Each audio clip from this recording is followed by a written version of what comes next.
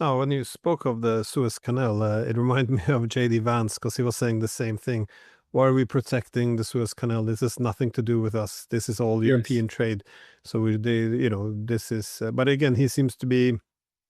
I think Trump's administration is a bag of mixed nuts. There's some crazy neocons, but there's also the likes of J.D. Vance, which seems to be very genuine about this America First principle, which then questions very basic stuff such as the Suez Canal. It's nothing to do for us. Have to. We can't do everything if we're going to put America first. Otherwise, it just becomes an empty slogan.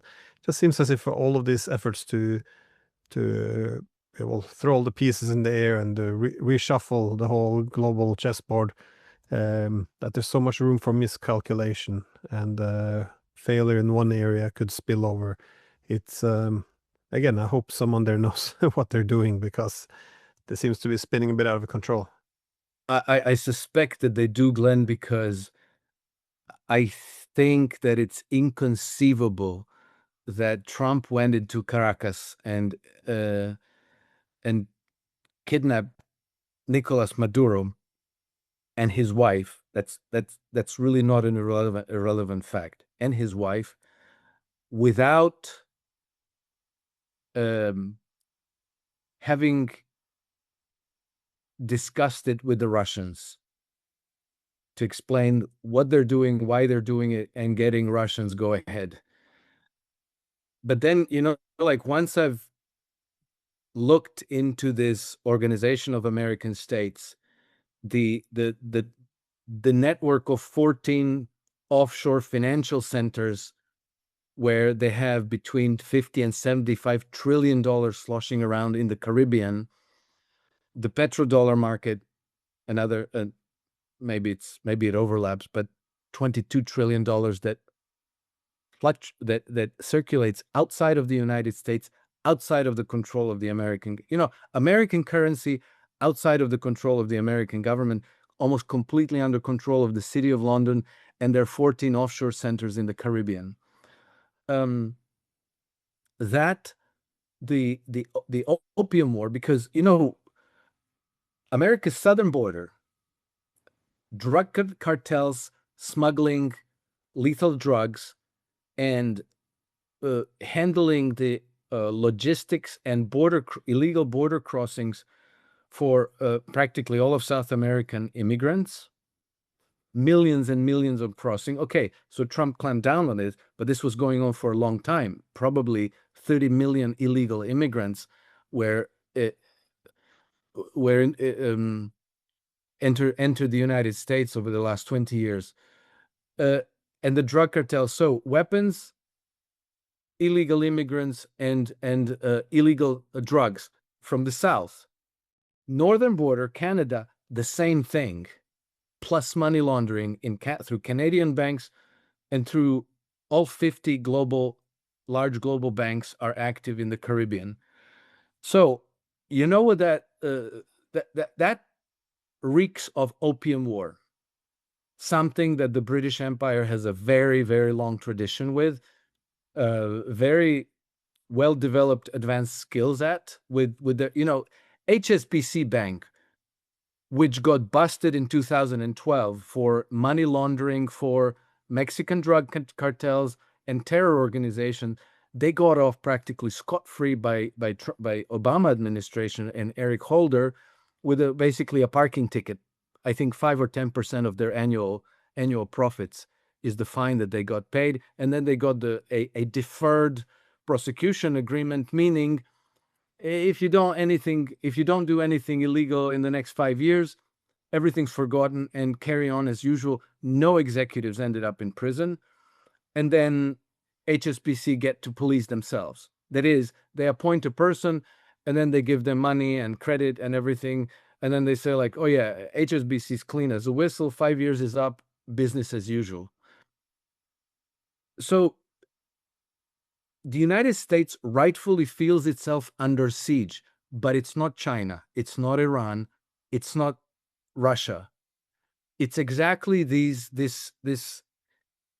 amorphous, parasitic, rules-based global order that really is headquartered in the city of London, and it's really European oligarchic families linked to the banking system. And so this is the enemy. And I think that once you look at it from this prism, and also you ignore Trump's public statements, because that literally causes brain injury. You just ignore Trump's statements and you look at the results of what his administration is doing, then it kind of begins to make sense. And so I think from that prism, it's we can arrive at some plausible explanations, but it's nothing what is, it's not about Venezuela's oil. It's not about regime change in Iran. I think it's about dismantling the entirety of the post-World War II global order. And also when we talk about international law, we have to remember that the international law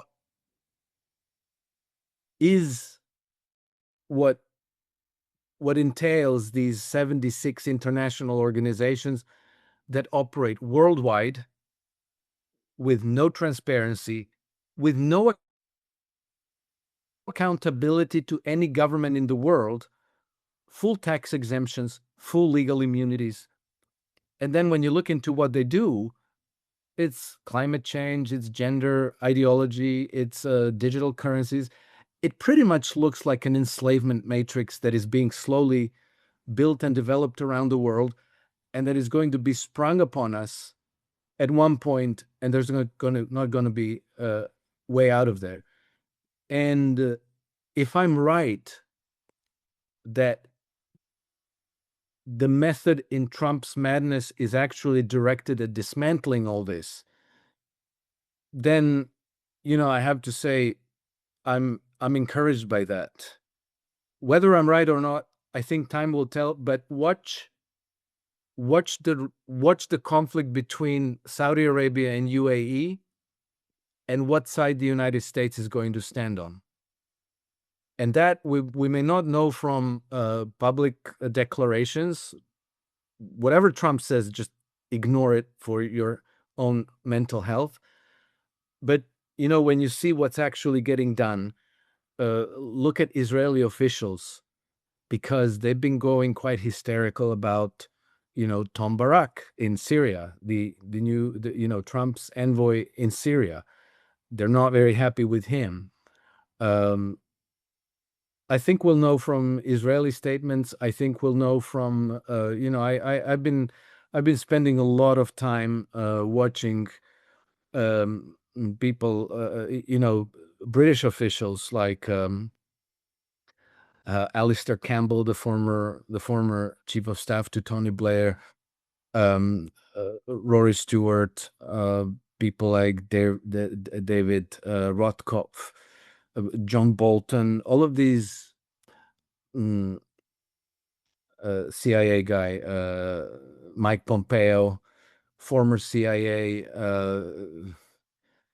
Anyway, I think that they are talking a lot these days, and they are giving away a little bit of their frustration, and they're immensely frustrated with Donald Trump. And so that's and then also, what are the Russians saying? What are the Chinese saying?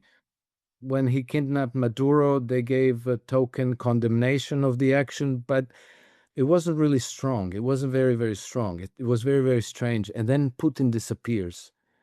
Putin becomes invisible, because I think he doesn't want to say anything about any of this in public, so he doesn't want to be asked, so he just doesn't appear anywhere.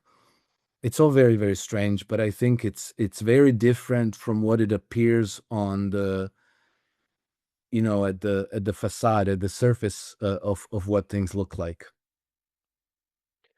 Yeah, well, they don't do much of the megaphone politics in general out of Russia, but well, it seems like we're sleepwalking into something, at least. That is, yeah, some miscalculation appears to be coming. But thank you for taking the time. I think went a little bit over there, but thank you.